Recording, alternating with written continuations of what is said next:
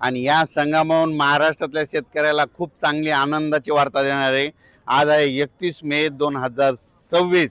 आज देखील 31 मेला महाराष्ट्रामध्ये, विदर्भामध्ये, मराठवाड्यामध्ये, पश्चिम महाराष्ट्राकडे बऱ्याच ठिकाणी या पट्ट्यामध्ये काय होणार आहे, दुपारी 2:30-3च्या नंतर पावसाला सुरुवात होणार आहे। म्हणून हा अंदाज महाराष्ट्रातल्या सर्व शेतकऱ्यांनी लक्षात घ्यायचा।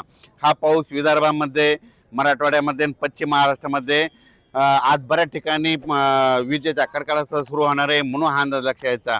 पण सर्व जोर पडणार नाही।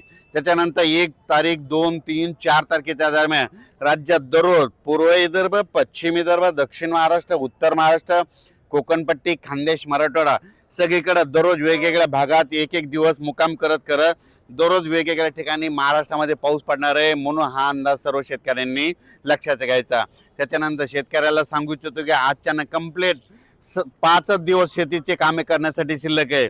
कारण की राज्यामध्ये 7 जून पासून ते 14-15 जून पर्यंत मोसमी पाऊस येणार आहे, मान्सूनचा पाऊस येणार आहे। म्हणून ही सर्वप्रथम शेतकऱ्यासाठी आनंदाची बातमी। आणि या वर्षी सगळ्या शेतकऱ्याची मिरगी पेर होणार आहे। म्हणून ही सर्वप्रथम शेतकऱ्याची आनंदाची बातमी। आणि तुम्हाला एक सांगू इच्छितो की काल देखील प्रसार माध्यमातून म्हणतात यावर्षी दुष्काळ पडणार आहे। सर्व शेतकऱ्याला सांगू इच्छितो दुष्काळ वगैरे काय पडणार नाही, सरासरी इतका पाऊस पडणार आहे।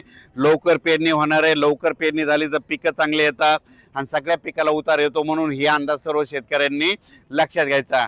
त्याच्यानंतर मुंबईकर, पुणेकर आणि कोकणपट्टी या परिसरातल्या सर्व शेतकऱ्याला सांगू इच्छितो 10 तारखे ते 14 तारखेच्या दरम्यान कोकणपट्टी, सातारा, सांगली, सोलापूर पासून ही जी अशी कोकणपट्टी इकडे पूर्ण, त्याच्यानंतर मुंबई तिकडे मुसळधार पाऊस पडणार आहे। काही ठिकाणी अतिवृष्टी देखील होणार आहे। म्हणून हा अंदाज लक्षात घ्यायचा।